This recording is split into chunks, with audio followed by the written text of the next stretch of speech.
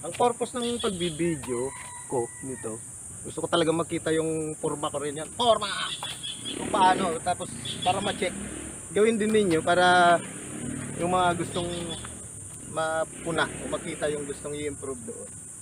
At least na may hambing natin dun sa mga pinapanood natin, kung sino man yung idol natin. At saka, yung sa mga bata lang ang the best na chances nila, lalo na yung nag-aaral pa sa mga sports activities ng school o yung mga palaro, ay may na magandang ma-improve nila yung skills at madala rin dun sa mga contest. Kung sa akin lang, pangpapawis na lang, pang matanda, yung para ang dami nag-exercise diyan sa plaza. Ito maganda rin itong saka socialization na rin, itong tennis, di ba? Yan. Tuloy ko yung drilling. At kapost ko nito, lagyan nyo rin ng comment, para lalo na yung magagaling sa maglaro, kung ano yung suggestion. Magandang mapag-usapan.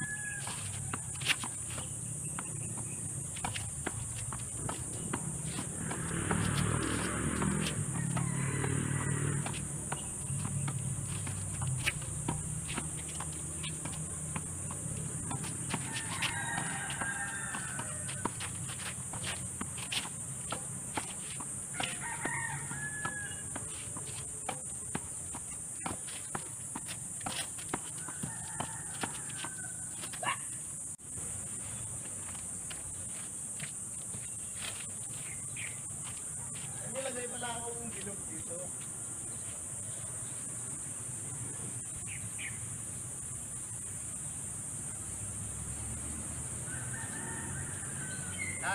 Parang tennis, ito na yung form niya. Parang yan ang tatambi dito.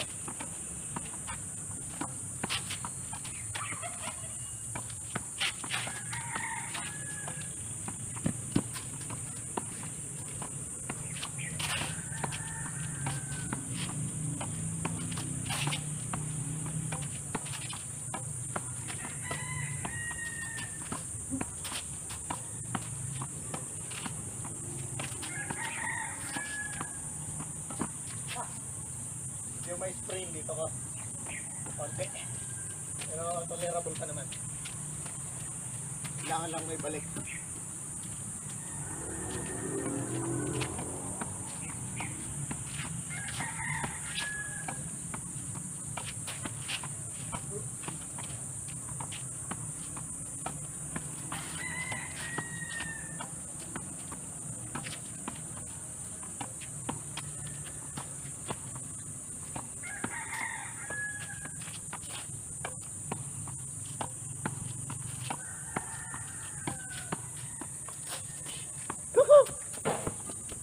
Ano lang talaga, masakit yung paa ko. Medyo meron tayong nararamdaman ng konti lang. Hindi pa naman yung hindi ka na pwedeng maglaro dito.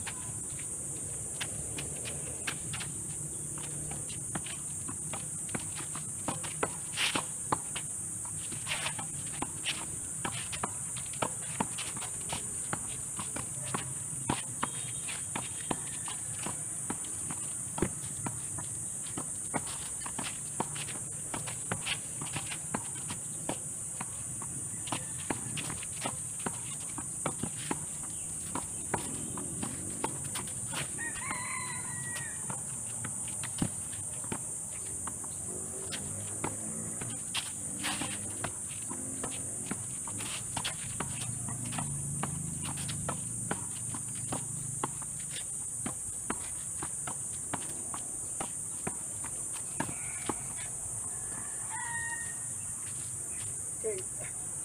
So yung grip talaga pang semi-western. Ayan, yan yung dinidrill. Kaya ingatan dito sa parte na to. May tigas dito. Wala pa ako yung wristband ko. Yan, lalakas yan. Pero pag nalampasan na yan, madidevelop yung muscle, parang wala na. Yan. So lahat ng parte. Tapos yung balance. Kailangang balance rin sa paglalaro. Yung tennis elbow na sinasabi, yun parang hindi ko naman naramdaman. Ewan ko lang, baka yun yung sakit pag tigil yung paggaganon mo. So kailangan pag nag-swing, minsan yung iba dito pa yung swing dito sa wrist. Yan. Tawag nila wiper swing. Yan. Pero mas malakas mula paa hanggang sa hips, hanggang sa shoulder, pag ganun. Depende, hindi mo naman pare-pareho yung build ng katawan ng tao. Kagaya ko, maliit niya. Ewan ko kung paano na-distribute yung energy o yung leverage ng katawan. Pero madedevelop mo yon sa kapa-practice, mahahanap yung best na form. Ganun. Alam ko, kasi hindi naman natin pwedeng gayahin yung kung ano yung forma nila. Halimbawa sila Federer, sila Nadal, may kanya-kanyang sila forma. Kahit pare-parehas ng fundamentals, ito alagaan mo sa paa, pataas, ganun. Ibahala na yung sarili mo na maghanap yung pinaka-effective na pagtama sa bola, pag-control, paglalaro, pati na sa pagtakbo. Yun na, yung kabuuan.